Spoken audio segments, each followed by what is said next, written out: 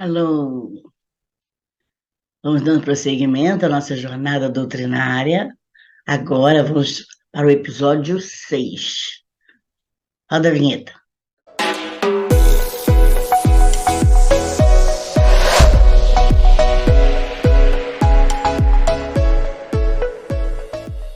Hoje nós vamos falar da evolução da história da educação no mundo, já que estamos falando em educação humana. Estamos falando que a proposta da nossa evolução é buscar a verdade para que a gente possa se libertar. E para buscar a verdade, eu preciso ter o conhecimento. E o conhecimento, ele só vai ser organizado na minha consciência se for através de um processo educativo. Então, nós vamos ver como essa educação passou por várias vertentes nesse mundo que trouxe para nós hoje o que nós estamos vendo de proposta educacional. Vamos compartilhar com vocês um processo de evolução dessa educação.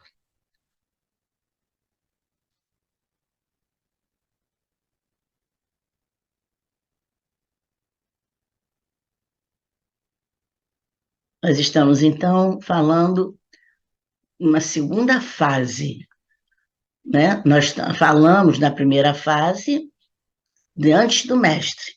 Agora vamos falar do tempo do mestre. Ao tempo do mestre, o que aconteceu com essa vertente educacional? Como Jesus encontrou os caminhos da leitura? Lembra que nós falamos que a leitura começou apenas com a transmissão oral, não havia letras. Depois começaram a surgir a leitura cuneiforme, os hieroglifos, e assim as pessoas foram se educando, passando, inclusive, né, muito mais conhecimento oral do que propriamente os escritos que vieram bem depois. Então, Jesus encontrou nesse caminho já um desbravamento, já um tracejado ligado à leitura, porque já tinham escritos, já tinham letras, já tinham alfabeto, que veio lá da Grécia com a evolução da leitura. Mas, o que ele observou? Ele observou que não tinha, na verdade, não tinha educação, tinha instrução. Todo mundo podia aprender alguma coisa, mas não tinha a educação no termo real, naquilo que realmente nós precisávamos de educação.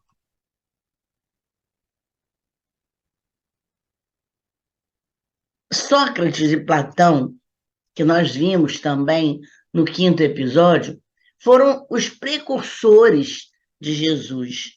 Eles trouxeram já a visão mais espiritual do homem. Eles trabalharam com o terreno das ferramentas da filosofia. Então, Sócrates e Jesus já eram da mesma egrégora, já eram da mesma, do mesmo caminho proposto pelo mundo espiritual. Está aqui o encontro deles, né? O sábio e o Messias. Novinho, o Sócrates, né? Jesus, então, segundo Herculano Pires, começa a trazer um horizonte espiritual além do processo de instrução. Porque esse horizonte espiritual começou a mostrar o homem mais além do que simplesmente a lida dele com a matéria. A pedagogia de Jesus elevou a educação a níveis jamais vistos. Por quê? Porque ele mostrou realmente o processo de libertação do homem, que ia muito além do que simplesmente encontrar um poder da verbo, um poder de cultura. E aí a doutrina dele, como era a doutrina do amor, Ele tinha já um sentido divino. Ele já trazia uma sublimidade quando ele falava de amor. Não um conceito humano de amor. Era um conceito ainda pobre, muito cheio de falhas, né? O conceito que o homem achava que era amor. Para Jesus, não. Jesus tinha esse amor ágape, esse amor que não precisa perdoar, porque ele não se ofende. Aquele amor que é a doação do fundo da nossa consciência. Aonde, aonde está lá a sementinha do amor? Qual o essencial esse ensinamento? Ele mostra aos homens o caminho que leva ao reino dos céus.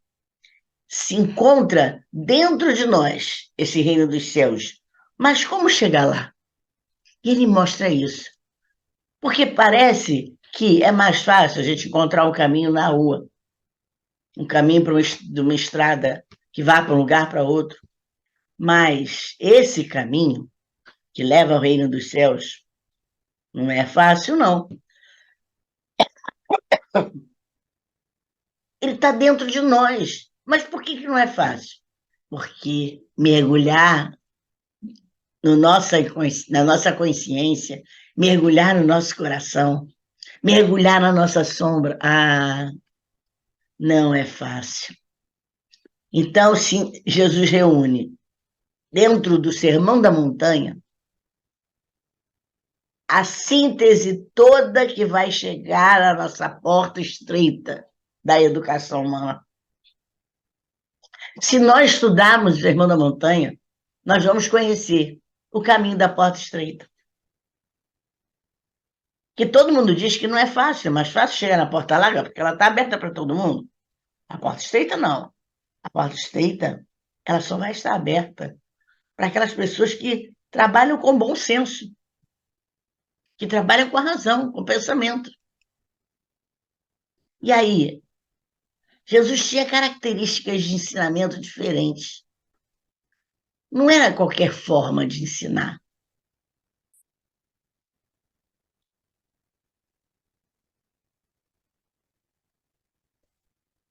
Ele ensinava a adaptação, adaptada aos ouvintes.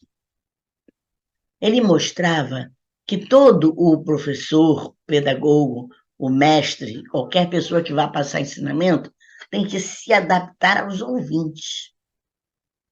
Não é passar como ele sabe. Porque se ele sabe, ele sabe. Não é tão difícil passar o que eu sei. Mas quem é que está me ouvindo? Será que aquela pessoa que está me ouvindo está me entendendo? Ele tinha essa preocupação. Olha a forma como ele se dirige às pessoas. Ele tinha uma pedagogia gradual. Ele não chegava e dizia logo o resultado da história, não.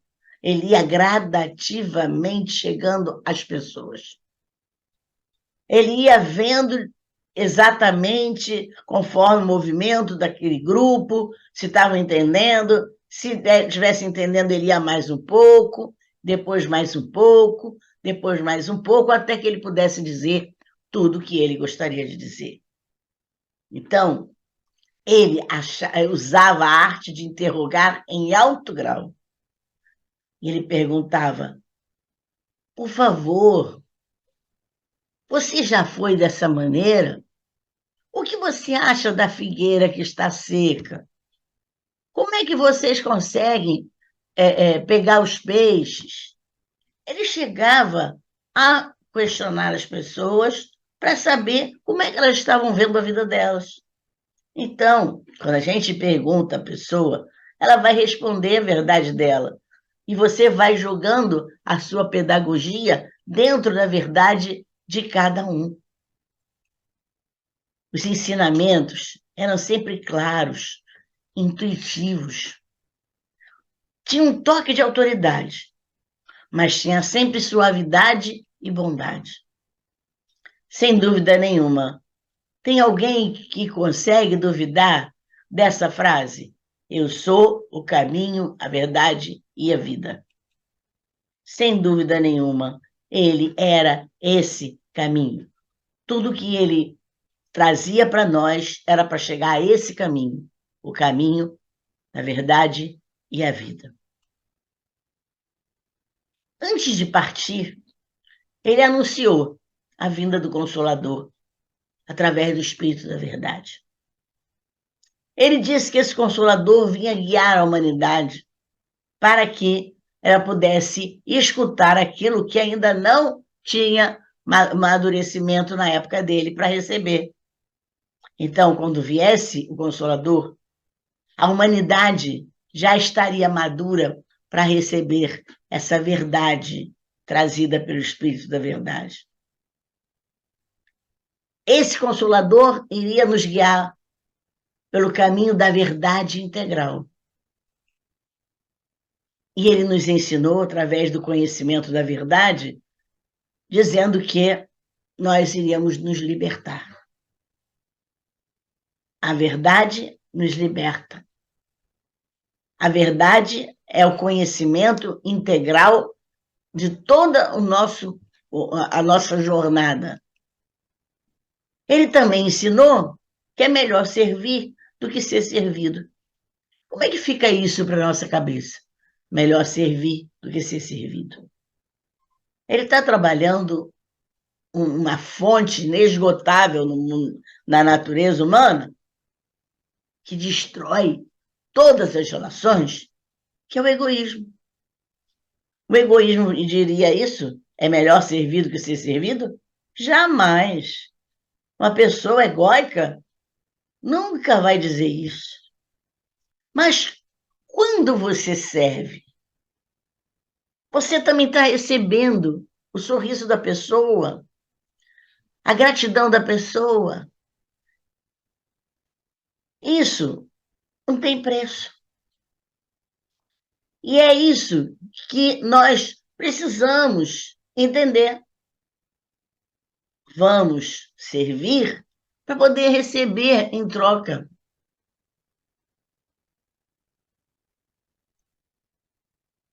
Todos esses ensinamentos podem ser encontrados no Evangelho. Aqui é o reduto do ensinamento do nosso Mestre Jesus. É uma fonte de bênçãos. E essa fonte não se esgota. Sempre que chegarmos lá numa folha do Evangelho, teremos um ensinamento. Em fases diferentes, vieram evangelhos diferentes. Mas cada evangelho tem uma vertente do evangelista que escreveu, porque Jesus não escreveu nada.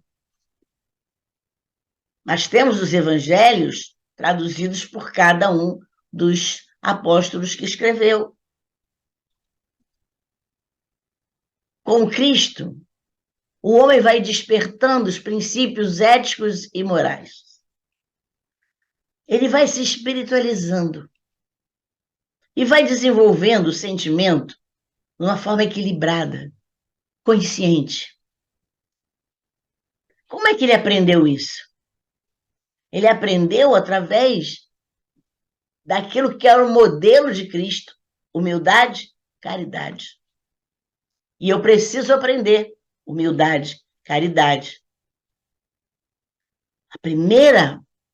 O primeiro item do Sermão da Montanha é os pobres em espírito, que são os humildes. Depois vem os misericordiosos, que são os caridosos, aqueles que olham os que estão em falta e cala o coração para ajudá-los.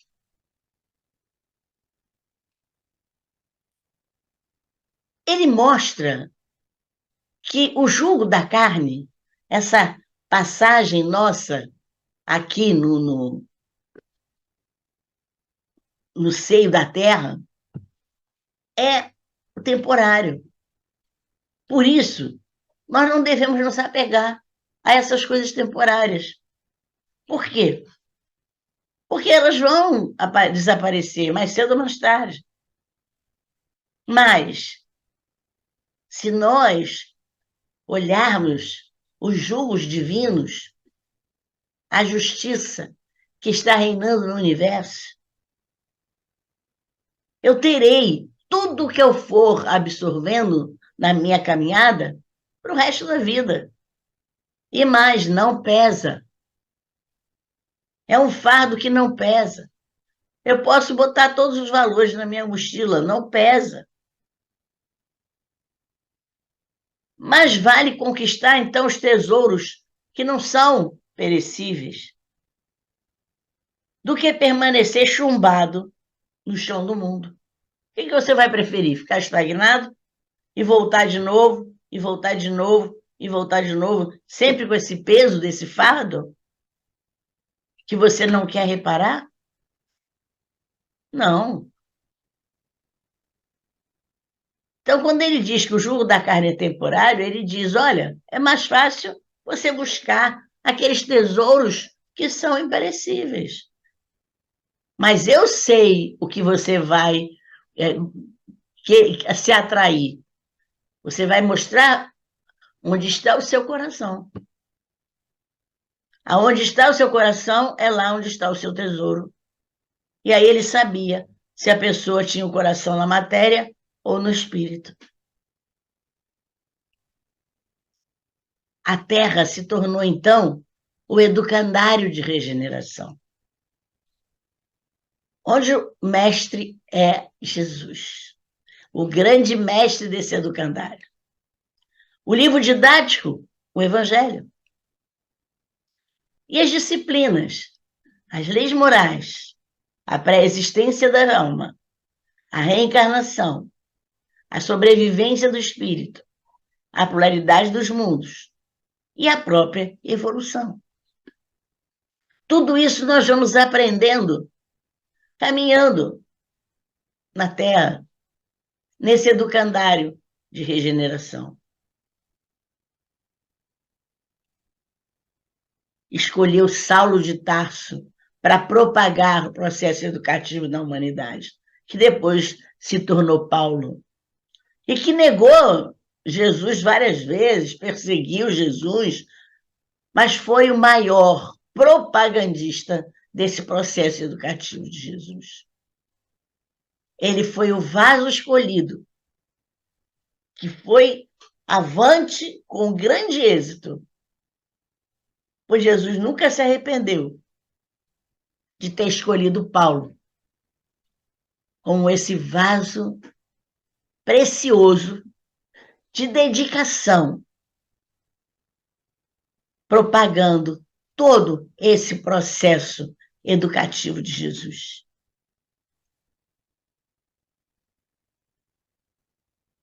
Então, vocês veem, começamos lá na Grécia, começamos lá naquele mundo cheio de filósofos. A filosofia deu início a essa busca do conhecimento pelas interrogações. Agora, nós estamos vendo a arrumação disso tudo pelo nosso grande mestre. Precisou vir o mestre para ir arrumando, burilando aquilo que no passado foi perseguido. Sócrates falava com as pessoas, tirava das pessoas as ideias, como nós vimos na aula passada. Jesus fazia a mesma coisa, ele ia ao povo, ele interrogava,